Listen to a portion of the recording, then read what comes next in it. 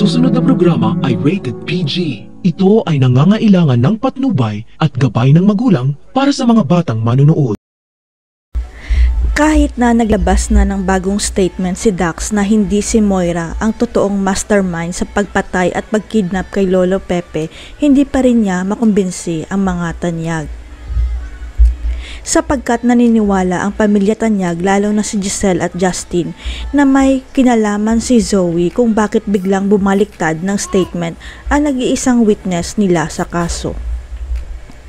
Lantad na kasi sa buong Apex na may namumuong relasyon sa pagitan ni Zoe at ni Dax, at nakakapagtaka bakit biglang nagpaligaw si Zoe kay Dax na kinamumuhian niya noon. Pati si Doc Ray napansin niya rin na nagkakamabutihan si Zoe kay Dax, at ang akala pa niya alam ni Zoe na magbabago ng statement si Dax dahil close silang dalawa. Alam ni Zoe ang konsekwenses sa ginawa niyang pagpapanggap na gusto niya rin si Dax para lang makalaya ang mami niya kahit siya ang tinuturo na nag-impluwensya kay Dax. Pero paninindigan pa rin ni Zoe ang ginawa niya dahil mahal niya ang mami niya kahit na masira pa ang pangalan ng tunay niyang ama at masira ang buhay ng kapatid niyang si Harry. Ang hindi alam ni Zoe, paimbestigahan siya ni Giselle ng palihim kahit na ipinakita pa ni Dax ang pruweba na si Doc Carlos ang totoong mastermind sa pagkidnap kay Sir Pepe.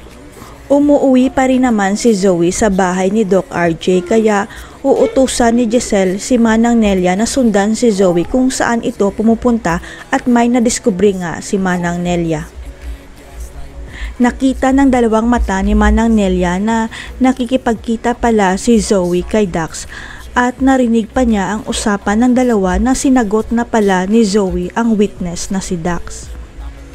Kaya nagsumbong kaagad si Manang Nelia kay Giselle na tama ang hinala niya na ang pamangkin niyang si Zoe ang nag-utos kay Dax para magsinungaling sa press con. Nanginginig sa galit si Giselle nang malaman niyang tama ang hinala niya na may relasyon si Zoe kay Dax at si Zoe ang dahilan kaya biglang bumaliktad ng statement si Dax. Mauudlot kaya ang paglaya ni Moira dahil mabubuking si Zoe at si Dax? Maliligtas kaya ni Annalyn si Lynette o magpapaalam na siya sa nanay niya? Abangan.